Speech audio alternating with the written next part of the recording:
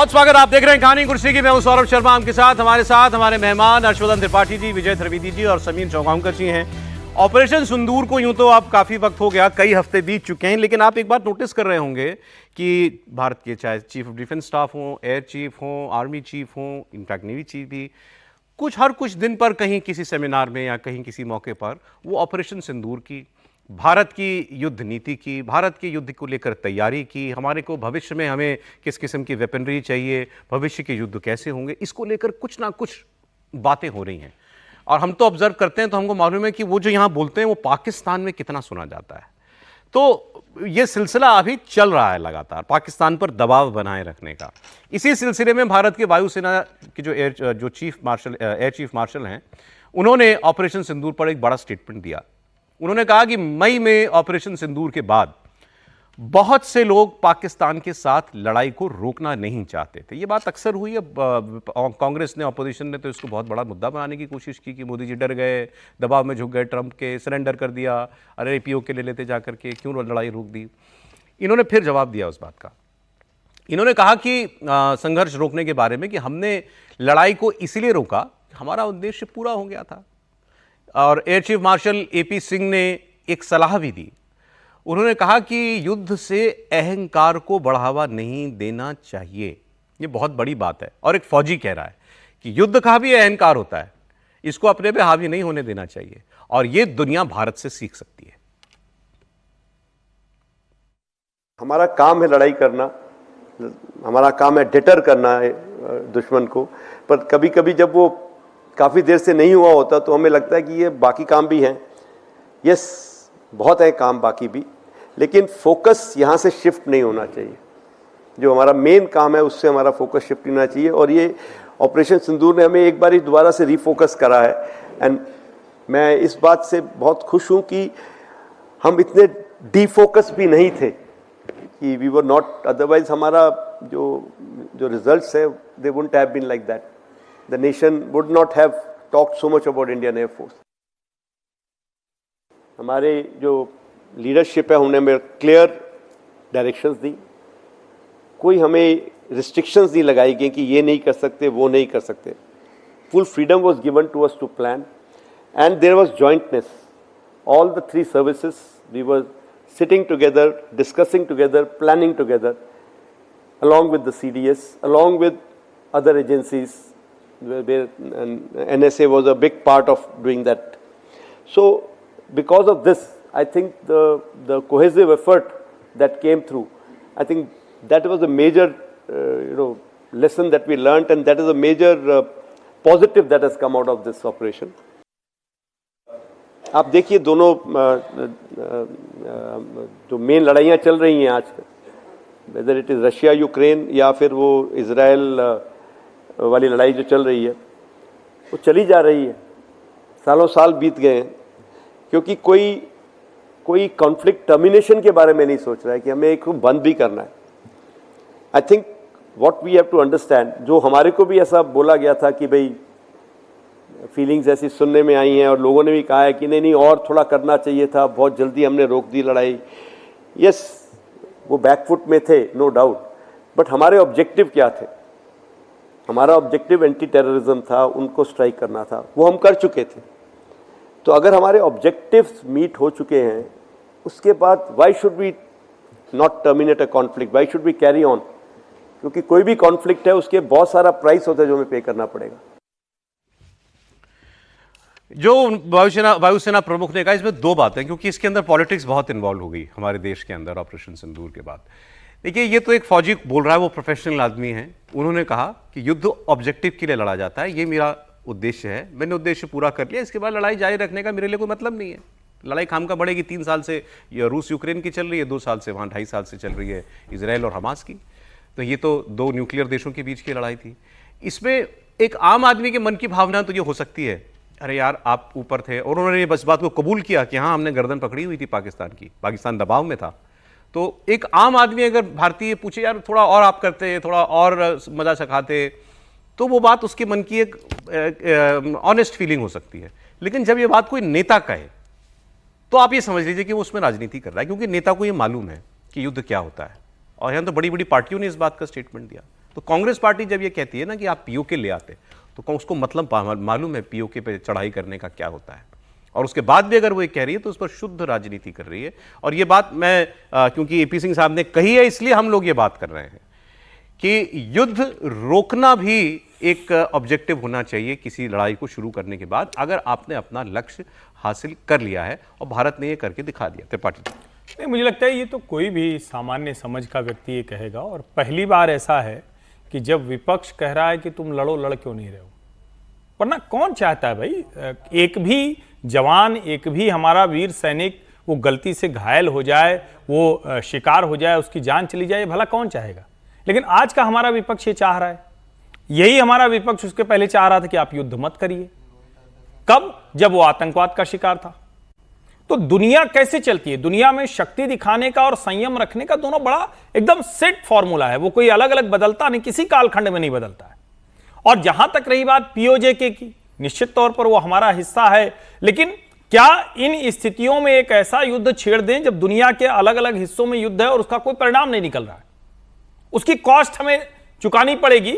इतनी नहीं कि वो युद्ध में क्या खर्च आएगा, इतना कि हम जिस तरह से इकोनॉमिक सुपर पावर के तौर पर अपने आप को तैयार कर रहे हैं, पॉलिसीज के तौर पर दुनिया में एक बड़ा हम ऑल्टरनेटिव विकल्प के तौर पर उभर रहे हैं इकोनॉमी के तौर पर, ऐसे में हम छोड़ दें। हम दुनिया की फास्टेस्ट ग्रोइंग इकोनॉमी है, और मुझे लगता है इससे बेहतर भला क्या होगा कि हमने आतंकवादी अड्डे तबाह कर दिए, हमने एयरफोर्स स्टेशन उनके तबाह कर दिए, और हमने उनको घुटनों पर लाकर ये युद्ध रोका है।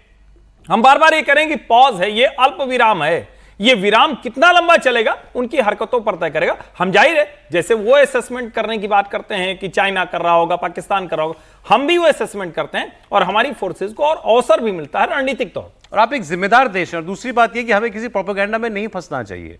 पाकिस्तान प्रोपेगेंडा में हो सकता है कि थोड़ा बेहतर कर गया हो इस बार, लेकिन आप अपनी अचीवमेंट्स को हमेशा अपने सामने रखिए। 13 एयरबेस पर जिसके जाकर के मिसाइलें गिर गई हों, वो किस मुंह से जाकर दुनिया को कहता है कि मैंने भारत से युद्ध जीत लिया। इसको सिर्फ बेशर्मी कहा जा सकता है। भारत ने साबित कर दी अपनी सुपीरियरिटी हर मामले में। भारत ने दुनिया को यह मैसेज दिया कि कैसे भारत ऑपरेशन शुरू करता है और उसको अंजाम तक भी पहुंचाता है। Egos are coming in between, and this is where I think world has to learn a lesson from India how to start and terminate a conflict at the earliest possible opportunity.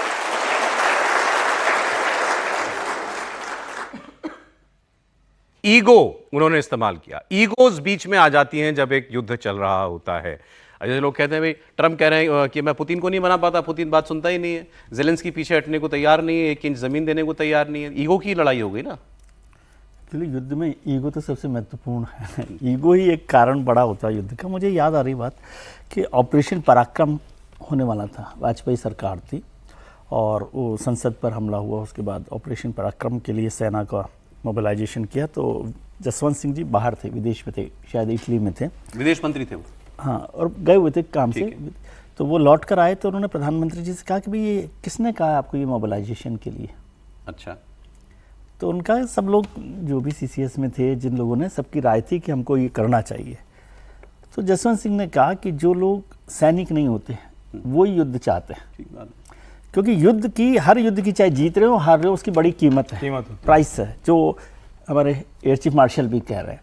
दूसरी बात, युद्ध को शुरू करने से पहले ही तय करना होता है कि कहाँ ख़त्म करना है, उसका आपका क्या टारगेट है, आपके पास क्या चीज़ है। अब जैसे 3 साल युद्ध हो गए, और उसमें भी समझिए अब 3 साल युद्ध होने के बाद अब आप सब लोग ट्रम्प साहब के लिए, भारत के प्रधानमंत्री के लिए और इनके लिए और उनके लिए घूम रहे हैं कि भाई इसको सीज फायर करवा दीजिए, युद्ध रोक दीजिए। तो वो बेहतर स्थिति है क्या? ठीक बात। तो उसको युद्ध के लिए हमेशा ये दोनों चीज़ें ध्यान रखनी पड़ती है कि आपका टारगेट क्या है, क्या आपने वो टारगेट अचीव कर रहे हैं, और दूसरा उस युद्ध को कहाँ तक ले जाना है, क्योंकि आपकी ताकत भी असीमित नहीं होती है, उस ताकत को भी देखना होता है। और युद्ध जीतते हुए यदि सीज फायर किया जाए तो बेहतर होता है। और जो दिनकर साहब की से बात है, वो क्षमा शोभती उस भुजंग को जिसके पास ग्रल हो। तो जब आप ताकतवर है तब आपने कहा कि हाँ हम सीज फायर चलो करते हैं, तो वो एक मुद्दा होता है। और ये आपने बिल्कुल ठीक बात की कि आम आदमी को क्या होता है कि आम आदमी को एक इमोशन होता है कि भारत की ताकत होनी चाहिए और पाकिस्तान के टुकड़े टुकड़े कर दे, हमारा हमेशा से ये माहौल रहता है। और उसमें भी वही वजह है कि वो तो युद्ध करता नहीं है खुद, लेकिन पॉलिटिकल लीडरशिप को समझ में आता है कि युद्ध के रिपरकशंस क्या होते हैं। उसके बहुत सारे रिपरकशंस हैं, सोशल रिपरकशंस हैं, पॉलिटिकल रिपरकशंस हैं, डिप्लोमेटिक रिपरकशंस हैं, फाइनेंशियल रिपरकशंस हैं, इकोनॉमी पीछे चली जाती है। हाँ, तो वो उन सबको ध्यान रखते हुए विपक्ष में जो लोग बैठे हुए हैं, पॉलिटिक्स में जो लोग बैठे हुए हैं, उनको ध्यान रखना चाहिए। और मैं समझता हूँ कि अब जितनी बातें हुई हैं, और कोई भी एयर चीफ मार्शल के लिए क्या इससे बेहतर बात नहीं होती कि भाई टुकड़े टुकड़े कर दे, वो तो सिंह साहब के क्रेडिट में जाता ना। बिल्कुल ठीक बात है। तो वो ये क्यों सोच रहे हैं कि नहीं हम नहीं करते, वो जानते हैं कि कहाँ पर इसको पहुंचाना है, और युद्ध के लिए ये सबसे ज़रूरी चीज़ होती है। आप ये दोनों उदाहरण देख लीजिए, इजराइल का और रशिया का। रशिया तो बहुत बड़ा देश है, जब यूक्रेन पर हमला हुआ तो दुनिया समझ रही थी कि एक हफ्ते में ख़त्म कर देगा, यूक्रेन को ख़त्म कर देगा, और ये सब 3 साल में आज रूस भी सोच रहा है कि कैसे ख़त्म किया जाए, और वो जब ख़त्म भी होगा तो वो विजेता के तौर पर नहीं आएगा। बिल्कुल आप चाहे मानकर कुछ भी कर लीजिए। और इजराइल के साथ भी वो हो रहा है कि हमास को और गाजा को, हमास तो और भी छोटी चीज तो है। एक शहर में लड़ रहे हैं। हाँ, वही तो कह रहे हैं, शहर में कब्जा हो पाया अभी तक तो पूरी वो तरीके नहीं हो से। पाया, इसलिए अब एक और इन्होंने सर इंपॉर्टेंट एक बात कही समीर जी, S-400 सिस्टम कितना हमारे लिए उपयोगी साबित हुआ जो हमने रूस से लिया था। ये S-400 ही ट्रम्प साहब को और गुस्सा करता है, आप रोज S-400 की बात करते हैं। लेकिन जब हमने ये S-400 रूस से लिया था, वैसे S-400 कोई देश लेता है तो अमेरिका सैंक्शंस लगा देता है। आप पर नहीं लगाया था, हम पर सैंक्शंस नहीं लगाए थे जब हमने रूस से S-400 सिस्टम लिया था। और मुझे याद आ रहा है जब ये ऑप सिंदूर चल रहा था तो कि उस वक्त तो बहुत कुछ ग्रे एरिया होता है, पता तो बहुत ज़्यादा चलता नहीं है क्योंकि बहुत जानकारियाँ बड़ी लिमिटेड आती हैं। इसमें कोई ऐसा भी नहीं कि आप ग्राउंड सोर्सेज से कुछ बहुत ज़्यादा पता लगा लें, जो सेना बताती है वही जानकारी होती है। तो ये नहीं पता चल रहा था कि S-400 का यूज़ भी हुआ कि नहीं हुआ। कई लोग मिलते थे, कहते थे अरे भैया आप लोग खामखा कह रहे हैं S-400 चला रहा है, S-400 तो चला ही नहीं इसमें, जब उनका जहाज ही यहाँ नहीं आया तो S-400 क्यों चलेगा, ड्रोन को मारने के लिए S-400 थोड़ी चलेगा। अब याद ये बातें भी हुई थी, किसी कांग्रेस के किसी नेता ने कहा था 20,000 के ड्रोन के लिए 25 लाख की मिसाइल चला रहे हो। वो तो वहां तक पहुंचे ही नहीं। S-400 ने तो पूरा गेम चेंजर के तौर पर अब ये बातें सामने आई कि दुनिया में जिसका वर्ल्ड रिकॉर्ड बना, लॉन्गेस्ट एयर किल जिसको कहा जा रहा है, कि उनके यहां 300 किलोमीटर से ज्यादा दूरी पर पाकिस्तान की सीमा के बहुत पीछे जाकर के उनके जहाज को मारा S-400 ने। तो इसकी खासियत बता रहे हैं AP सिंह साहब। जो लॉन्ग रेंज सैम्स खरीदी थी, जो S-400, they turned out to be a game changer in this. उनकी long range, the radars, the missile system could threaten the enemy aircraft well inside their own territory. तो हम कुछ ऐसा कर पाए कि वो अपने टेरिटरी में भी ऑपरेट नहीं कर पाए। इनकी रेंज उनके वेपन्स की रेंज से ज़्यादा थी, तो वो कभी वेपन रिलीज रेंज तक भी नहीं आ पाए थ्रेटन हुए बगैर, और जो आए फिर उनको क्षति का सामना करना पड़ा। So this was a game changer. I think we again must thank some people. One of them I can see here sitting here, who was a pusher. I remember when जब बोला जा रहा था कि इनको हमने फॉरवर्ड डिप्लॉय करना है, मैं खुद थोड़ा असमंजस में था उस समय, एडी कमांडर था कहीं पे कि नहीं ऐसे वेपन्स फॉरवर्ड डिप्लॉय कैसे कर सकते हैं।